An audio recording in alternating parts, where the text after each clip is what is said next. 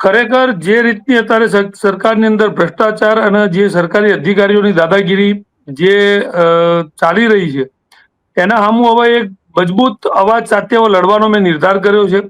અને એમાં એક એવું નક્કી કરી નાખ્યું છે કે હવે જે આપણે વિરોધ પક્ષને પતાવી દીધો છે વિરોધ પક્ષને પાછો બેઠો કરવો છે અને કોઈ પણ પક્ષને વોટ ના આપવા અને એક વ્યક્તિ વિશેષને વોટ આપવા માટેથી જાગૃતિ મારા સમાજમાં લાવવી છે કારણ કે પક્ષ કોઈ પણ હોય એના પ્રોટોકોલની અંદર એના ધારાસભ્યોને એના નેતાઓને એના કાર્યકર્તાઓને માથી દેતો હોય છે જેના કારણે ધારાસભ્યો અહીંયાથી આપણે ફાયર પ્લાન્ટ ધારાસભ્યો મોકલીએ છીએ હાર્દિક પટેલ હોય આપણે અલ્પેશભાઈ ઠાકોર હોય કે પછી જિજ્ઞેશ મેવાણી હોય આ બધા જયારે શરૂઆતમાં આવે ત્યારે ફાયર પ્લાન્ટ હોય છે પણ ધીરે ધીરે ધીરે ધીરે ધીરે એ લોકો એમના રંગમાં એમના પ્રોટોકોલની અંદર એ રીતે દબાઈ દેવામાં આવે છે કે પછી એમનો અવાજ પબ્લિકનો અવાજ રહેતો જ નથી તો મારે સૌથી પહેલા તો પક્ષને વોટ આપવાનો જે આપણે પરંપરા છે ને એને તોડી અને સારા વ્યક્તિને વોટ આપતા કરવા છે કે તમે સારા વ્યક્તિને વોટ આપી અને આપણે ત્યાં મોકલવા છે આજે